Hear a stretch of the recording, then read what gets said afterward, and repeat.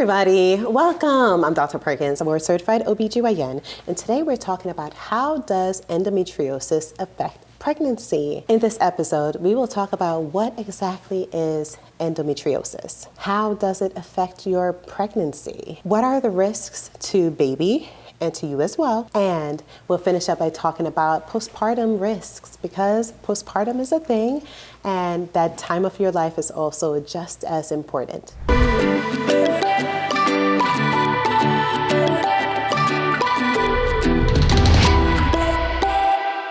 So let's start first by talking about what exactly is endometriosis. Endometriosis is a disorder wherein tissue that is very similar to that which is found on the inside part of your uterus, this kind of tissue is found elsewhere throughout your body. To give you an idea, I brought my little friend along with us today, okay? This is our uterus. The uterus is this center part here that I'm showing you with my finger here. Attached to your uterus on both the right and the left side are your fallopian tubes.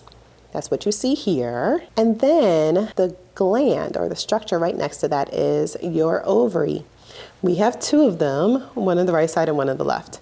And so what I like about this plush is that this dark red area here is the outline of what the inside part of your uterus typically would be like. This is a space.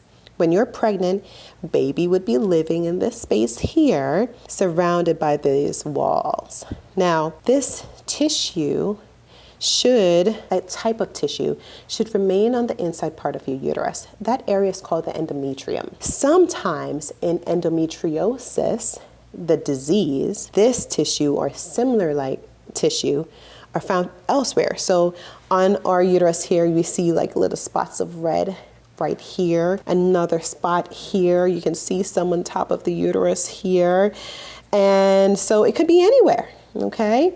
Most commonly, we find them on the fallopian tubes, meaning these tissue. We call them implants. So we have implants on the fallopian tubes most commonly, by the ovaries. Like this ovary is the bad ovary here, right? So this is a good one, nice and white. And literally your ovaries look white internally when we physically touch them and see them. And when it is surrounded by endometriosis type of implants, it may look like this, where it's covered in more tissue and more red. We can also have it towards the back. We can also have endometriosis on your bowels, on your bladder, in your abdominal space, on the walls of your abdomen. We can also have them in places like our elbows. Yes, I have had a patient with endometriosis literally in her elbow. And so it can be kind of scary. Everything about endometriosis is scary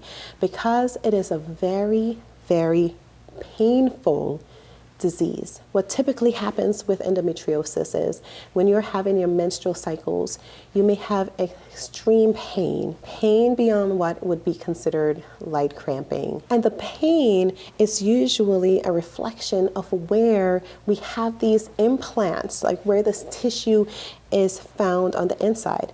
Literally, let me just put a pin here for a second. I've had patients come to me and say, Dr. Perkins, I'm having extreme pain right here on my abdomen every single month when I have my cycles, when I'm on my period. And when we surgically go in and take a look, what do I see inside? On that same exact area, a glob of this tissue that should be only on the inside of the uterus, in that area, and excision of it, just removing this tissue completely takes the pain away. Endometriosis is microscopic. There could be cells that can cause you pain.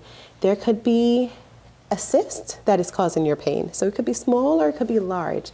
Either way, endometriosis is very difficult and may impact your pregnancy as well. Endometriosis does cause a lot of inflammation, can cause scarring on the inside of your abdomen, all of which can impact your pregnancy. So let's start first about getting pregnant from the beginning. How does endometriosis affect the likelihood of you getting pregnant?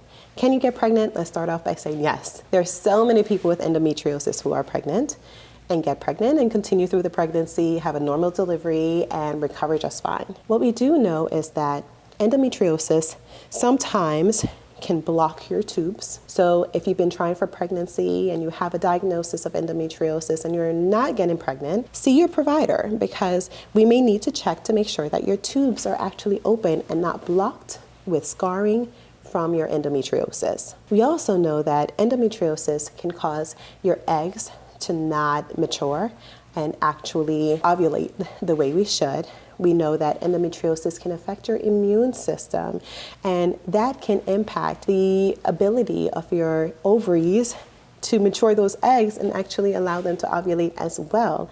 And so there's so many different ways that endometriosis may physically impact the ability to get pregnant, may physically impact your ability to get pregnant. We also know that when we consider the amount of pregnancies, we also know that when we consider couples who are considered to be infertile and going for IVF or artificial reproductive technology, ART, through a specialist, we know that a growing number of patients may be with a diagnosis of endometriosis as well. In general, if you are getting ART therapy, you may need to consider surgical options for endometriosis prior to actually starting IVF or any of the other services that they may offer you. This may include going internally in the abdomen, doing something called a diagnostic laparoscopy, where we go in with a tiny camera and we take a look and see where your implants are. Where is there evidence of scarring and tissue that is altered because of this tissue located within your abdomen, and oftentimes resecting them, meaning removing them, or even ablating them, which means burning them, can really significantly improve the chances of you having a successful pregnancy, especially if you're using IVF. Now, once we achieve pregnancy, studies do show that there's an increased risk of miscarriages, preterm birth, or even placenta previa, which means an abnormal placentation location of the placenta inside of the uterus. Sometimes we can have the placenta cover the cervix. Sometimes that placenta may abnormally adhere to your uterus. And we know that these are increased in those with endometriosis. We also know that there's a higher likelihood of having hypertension during pregnancy, as well as having a higher risk of needing a cesarean delivery. Now, we're not entirely sure why the cesarean risk is increased as well, but we do see that there is a higher trend in those with endometriosis. Overall, the severity of your endometriosis will impact the potential risks that you have during pregnancy. So the more severe your condition, the more risks you may potentially have. Now, when you're not pregnant and you're having your menstrual cycles, pain can be excruciating with endometriosis. When you're pregnant, a majority of women actually have pain relief. And a part of the reason is your hormones are not cycling the same as you would from month to month, right? Your estrogens and your progesterones are not yo-yoing back and forth. Your body is more in a place where your hormones are more plateaued.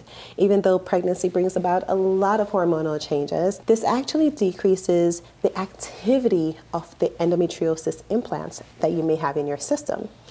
Now, postpartum, we may find that as soon as your cycles resume, this could be from 6 weeks postpartum if you're not exclusively breastfeeding, all the way until whenever you are no longer exclusively breastfeeding and your body and your fertility resumes. You may find that your symptoms may recur suddenly, where you start having excruciating pains with your cycles again, or sometimes they may worsen a bit. Now, all of this can be very, very, very stressful when you think about it.